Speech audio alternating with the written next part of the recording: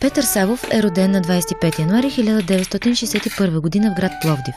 През 80-та завършва художествената гимназия Илия Петрова в София. През 1991 специализира художествен емайл в Санкт-Петербург, Русия. През 1992 завършва Националната художествена академия, специално стенопис.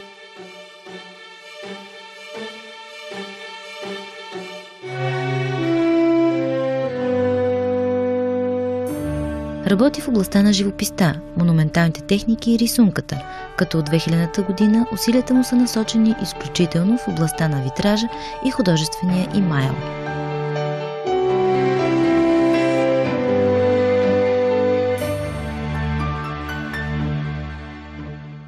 Това с рисуването май откакто горе-долу се помня.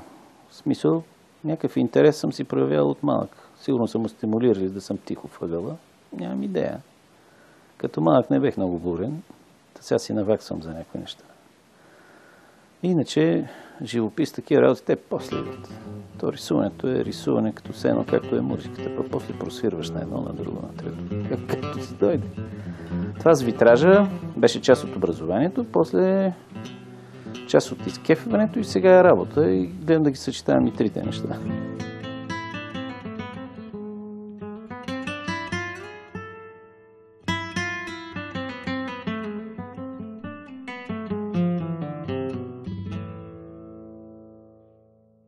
Просто имаше една поръчка, ние това сме го учили, оттам насетне почва да става все по-интересно и по-интересно. И в един момент става много силно част от битието и от всичко.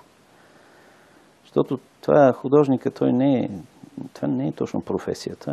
Няма да кажа, че е призвание. Това такива големи неща, не е хубаво да се говорят. Ама е с една друга особеност, че не е 8 часа. Малко е 24, то даже няколко пъти повече, защото като се налага ги разтягаш, пък те си ти дадат само 24. И да кажа, че го сънуваш, пак ще иде в онен сектор. Да, то става част и от съня, в смисъл, мислиш за него постоянно. Но в главата влиза по някакъв такъв начин някаква мелодия, чисто пластична и шета вътре някъде из празното пространство. И дава вече насоки. И особено най-интересно е нека при мен говоря. Значи като има някакъв успех, нещо като стане интересно, като стане хубаво, тогава се нажежаваш още повече. Иначе живописта, това дърпа. То в един момент, като почнеш да се занимаваш с нещо, пак е на където отиде. В смисъл имаш преподаватели, имаш среда, имаш такива неща. Не си съвсем сам. Въпреки, че през повечето време това е изкуство за сам човек. Не е колективно, ма не точно за самотници такива. Иначе всички самотници един ден по една четка и ще ги оправим. Ама не е баш така. Като мина известно време и като се правят и двете неща, по някакъв начин почват да влизат едно в друго. В витража да влиза живопис, то си е част от него, ама да влиза от твоята си живопис в тая общата материя, наречена витраж, там класифицирана някога. И обратното, въпреки че във витража малко по-трудно влиза, отколкото в живописта тя е по-хулиганска работа, в смисъл. Прави каквото си иска, не е чак така ограничена, докато тук е чисто технически в витража си ограничен, в такъв смисъл. И по някакъв начин почва изказът ти не да е еднакъв, но да влиза от едното в другото и обратното, което според моите разбиране прави и едното и другото по-богати. Тази специалност е към специалност стенопис в академията и на времето се изучаваше, ама така, колкото се изучава, като не го практикуваш. Няма материали, няма нищо. Имаше тук таме за соца, червени стъкълца да правят там, а нещо друго. И толкова малко беше изказния материал. А сега вече като отворен пазар има всичко, което е пак като всички останали работи. И да и не, защото долу вдясно, като виж какво пише и почваш да сменяш някой път и идеята. Случило се особено в началото. В края на 11 век живописното декориране на прозоречни стъкла вече получава широко разпространение. Особено разпространение получават витражите с големи изображения на фигури, които се поместват в тесните вертикални прозорци на готическите църкви, както и кръглите витражни рози по фасадите на сградите. Всички витражи от онова време имат религиозно съдържание и представляват ансамбли, хармонизиращи с архитектурата на средновековните църкви.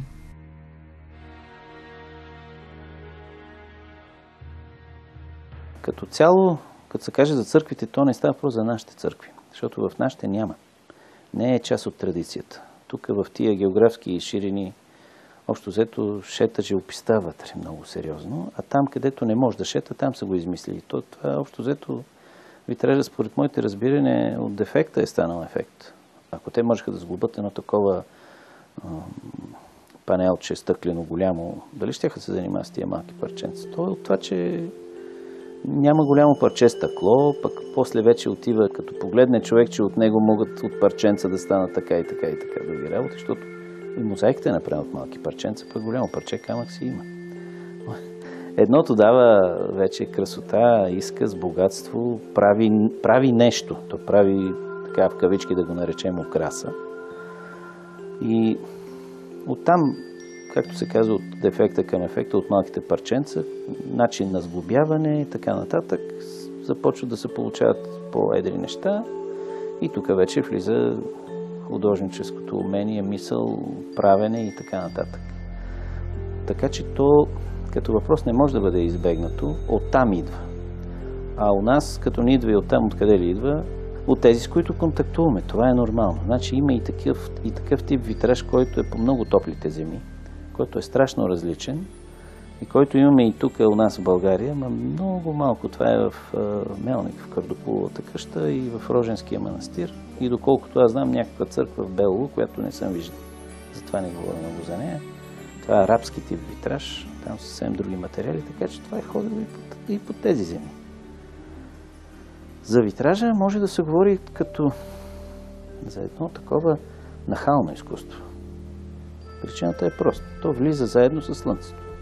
На днешно време и с друг вид осветителни тела.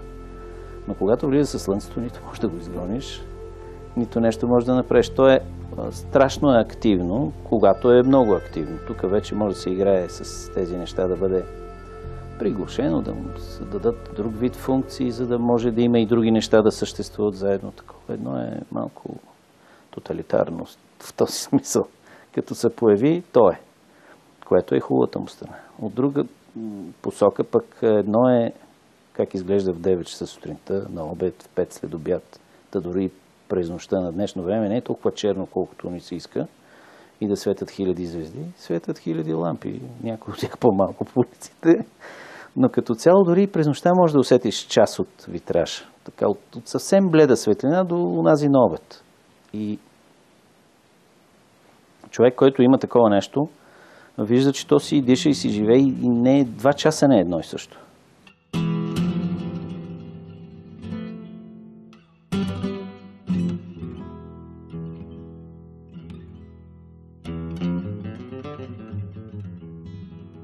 Смисъл не е като картинката, да седнеш нещо така, да ти изкефи много сериозно и да си я направиш и толкова тя си седи в ъгъла, пък когато и дойде нейния клиент си идва. Това е поръчково. Като всички стенописни неща, то е поръчково, защото е свързано с архитектурата. И когато е свързано с архитектурата, няма начин. То е предназначено за тази обстановка, за друга или трета. Не са много от тия нещата, които можеш да ги сложиш на 10 различни места. Обикновено ние гледаме да го правим нещото за мястото си. Защото има значение дистанции, осветления, даже и той, който го гледа, също голямо значение има, защото той като посока на мислене ти му влияеш, но все пак той поръчва музиката и там бърка в портфейла, така че има нещо, някакви права. Оттам насетне се започва от едни малки такива скици, като горе-долу като навсякъде. Да усетиш посоката, в която отиваме. Оттам насетне се прави картон, който е 1:1 и върху който вече казваме да или не. Все още няма никакъв цвят, никакви такива неща. Говориме си, нали, като посока как да бъдат решени нещата цветово. След което правиме проект такъв графичен, черно-бял и оттам насетне боравяме с истинското парче стъкло, за да е сигурно, че цвета е този, че стъклото е това, защото иначе на снимка на толкова може да се изимитира с боички или с компютър, кой ще да го прави. Това му е, хубавото му е, че влиза по оптичен начин цвета в твоето възприятие. Не е по механичен, както е при живописта, защото там смесваш цветове, смесваш други такива. Тук има нещо, което се покрива. Не е чак толкова диаметрално противоположно, но това, че заедно с светлината идва, го прави леко различно. Нали? Не можеш да го изимитираш по този начин, както другите неща. Да речем за една картинка да си направиш проект с друг материал или със същия и вече и оттам насетне сериозното, голямото нещо и така нататък, както правили старите майстори, става. Тук също може, но самия проект после няма да е същия. И така в началото правихме такива неща. Опитвахме се и с компютър, и с четка, и с всичко, наподобява. И после като направиш истинско, той вика не е също. Вика по-хубаво, но не е същото. Еми като не е същото, ще го правим. В такъв смисъл опитваме се да ги дресираме. Като им казваме, че най-важното нещо е рисунката. Той е като там при музиките, ако го няма основната линия, гръбнака на композицията, гръбнака на всички тия неща, каквито и цветове да му сложиш отгоре, то ще си една салата. Не е цвета той, който определя работата. Тук има други неща преди него. Така че преди да стигнем, гледаме да минеме през всичко останало, след което вече цветовете, цяло като посока, измисляме нещата как да бъдат тук, фон, какво, що, как да е. Разбира се, стъклата почват да се режат, да се слагат на този картон, който е работен, в смисъл 1:1. Така че като го види 1:1, като види и парчетата стъкло, процента на сигурност му се увеличава. В смисъл, че не е дал парите някъде и да не знае какво ще излезе. Като цяло не може да произведеш две съвсем еднакви работи, защото то самото стъкло е ръчно. Много е трудно да станат две еднакви неща. Така че когато се повтаря нещо, гледаме така да стане, че всяко повтарящо се да е братовчетско, да не е съвсем роднинско. Първо, че има чар за мен това нещо. Не излиза от машина, така че какво го търсиш да е еднакво, каже обратно. След което вече се режат стъклата с техника, нали? Тук мануална в началото, после има и друга. След което се обличат там с едни тънки лентички. Това е за Тифани технологията, която ние правим на името на онзи Луис Тифани, дето е правил лампите и всичко. Просто един по-модерен начин на сглобяване, който модерен, толкова години минаха от тогава, че си направил класически. Та на днешно време това има малко по-сериозна такава изказна мощ, отколкото тая технология с тези шпросни уловните. Не, че не сме го правили и него, но на това, което се поръчва в момента, врата до прозорец евентуално, тези малки мащаби, много по-силно е да го направиш с Тифани, защото и линията става нееднаква. Моите разбирания са, че това е по-висш пилотаж. Но като цяло се изрязват всички парчета стъкло, след което се скрепяват с такава калаяна сплав и след което следва една патина отгоре, обратно да го върне в един такъв меден цвят. Не е задължително, разбира се. Има случаи, когато го оставяме и така. Нищо трудно няма, транспортиране и такива неща. До последния момент си ти, докато не се изтъпаниш там да те снимат като автора с произведението, носиш цялата отговорност, и даже след това. Когато го дигнеш, имаш изненада за някои от нещата. Ти си го дирижирал, режисирал през цялото време и много често изненадите са в положителна посока.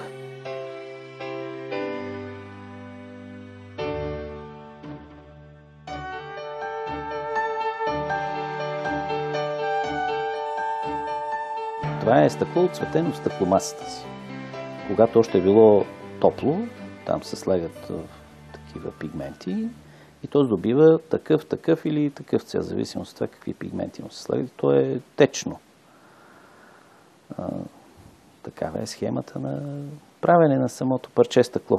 То е ръчно правено. Сега вече много помагат техники, машини и така нататък на днешно време, но като цяло пак не е това прозоречното стъкло, което виждаме. То е съвсем различно. И на състав, и на здравина, и на структура, и на фактура, и на всичко, което се сети човек. И най-вече на цвят. Като разбира се, той е другия вариант да ги отцветяваш ти е присъствал и продължава да присъства. Значи има такива едни бледи, обикновено казвам бледи, защото има върху по-тъмни може да се рисува с бои, които обаче отново влизат в пеща. И тези бои стават част от те са специални, даже в себе си съдържат много елементи, но има и нещо, което когато го изпечеш заедно с стъклото, те стават една маса.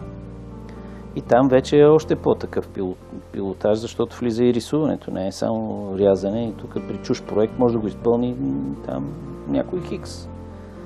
А докато влезе ли рисуването, значи вече си изцяло пак художнически процес 100%. И там може и с бои да се влияе, но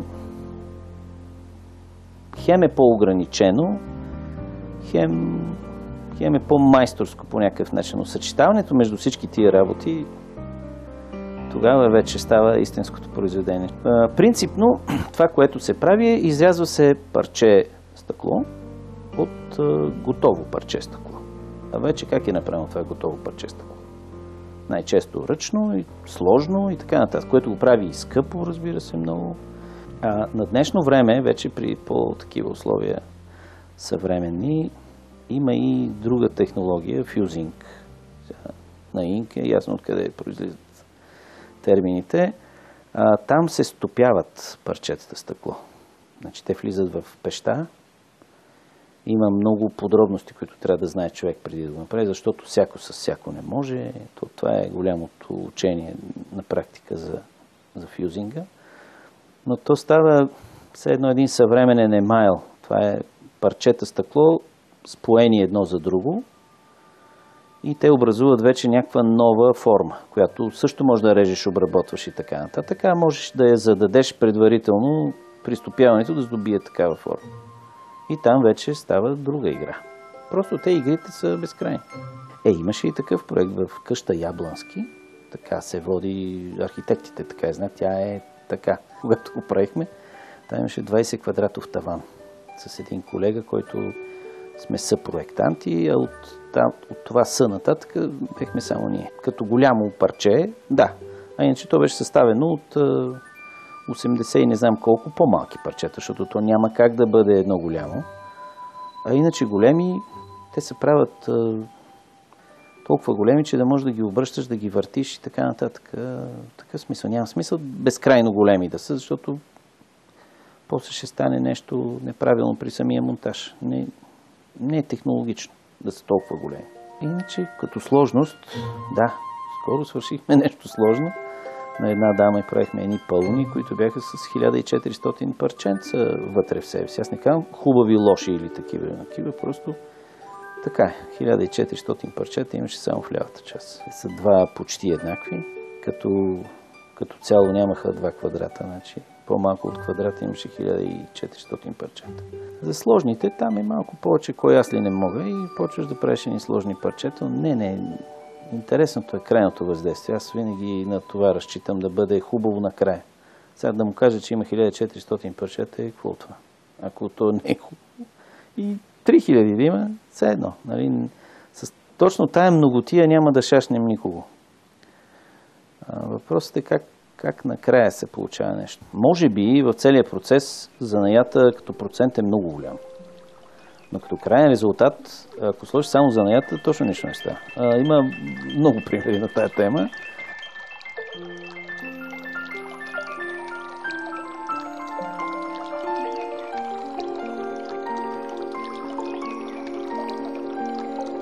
Петър Савов, освен като един от най-добрите витражисти в България, е познат и със своята приказна живопис. Смесването на цветната палитра му се отдава еднакво добре, както и създаването на фигури от парчета стъкло. В душата на Петър Савов са се поместили не един, а цели 2 творци.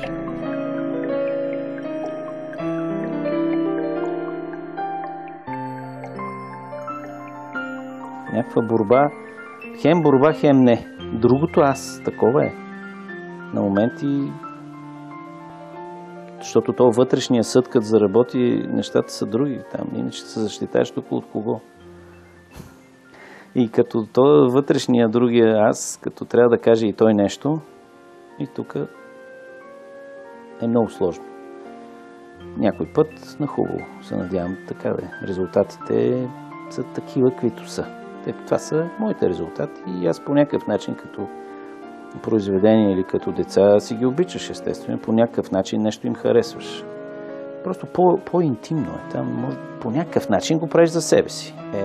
поне другия прост, че искаш да не е само за себе си, да му се наслаждава и някой друг. Това е добрата страна.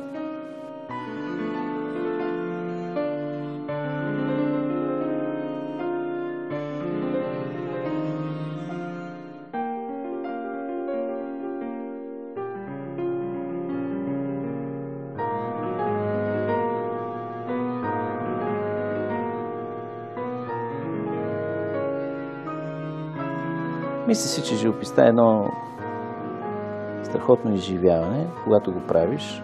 Това е любов от всякъде. Не знам, сигурно така на фуканяшко, но такова е. Такова е, защото си седиш с него, контактуваш си, говориш си разни красиви неща и то ти връща на тебе. И ако си го направил достатъчно добре, връща и на всички останали, без да спира. Значи, когато нещо е много хубаво, батерията му вътре няма от тия, дето били повече от другите. Не свършва. Значи, истина, то по това по някакъв начин аз така го усещам дали нещото е хубаво или не. След векове, след друго, поглеждаш го и той излъчва. И той излъчва точно този тип любов, такова нещо. Хубаво, красиво и се излъчва. Може да е много просто нещо вътре. Това е достатъчно. Да има светлина, да има сянка, даже може да е и мрак, ако трябва, няма значение. Но нещо има вътре, не е задължително да е натоварено с много литература, аз точно това обичам, да имам по-малко литература вътре. Така че ми се искаше да бъде това, което правиме, това, което оставяме, да е красиво.